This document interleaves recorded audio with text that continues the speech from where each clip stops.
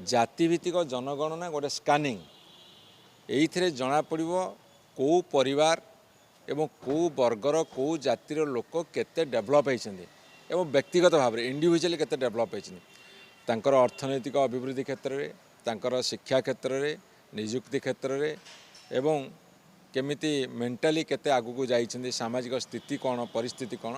ए समस्त कथा को विचार को नहीं से माने जाति जनगणना करने उचित एवं जो माने जाति जनगणना रे जो सरकारी कर्मचारी सब नियुक्ति हेबे सेमानंकु सेही माइंडसेट रे ट्रेनिंग दवा दरकार जमिति गोटे परिवार कौन से कारण बाद पड़ेनि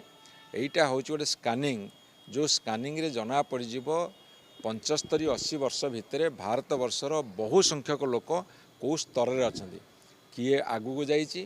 किए तलू को खसी बा कार कौन स्थिति ए जन जातिभित्तिक जनगणना ताकू दर्शेब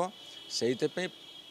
ठीक भाव में निर्भुल भाव में करने को मो सरकार को निवेदन करुँची से गोटे ट्रेनिंग दरकार ऑफिसर मानकर एम्प्लॉय मानकर एवं व्यापक जनसचेतनता करार आवश्यकता अच्छी जे आपण माने समस्ते स्वतः प्रवृत्त भाव में जाति जनगणना सामिल हूँ ए जाति जनगणना सूचेब भारत वर्षर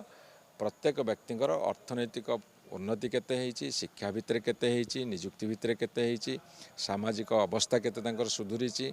केते दूर छुआछुती भाव कटिची केते दूर गोटे प्रगतिशील समाज होईची तेणु 100% लोकंर योगदान रे भारत वर्ष समृद्ध हम एटा को से सठिक भाव करने को मोर निवेदन जातिभित्तिक जनगणना होची तार एक स्टेप गोटे पाहाच जो कथा आम दीर्घ वर्ष धरी दाबी कर आसुलु जदि एते स्वच्छता न रहिबो ताले या करी किछि लाभ हेबनी एइटा ही मापकाठी हो भारत वर्षर प्रगतिर।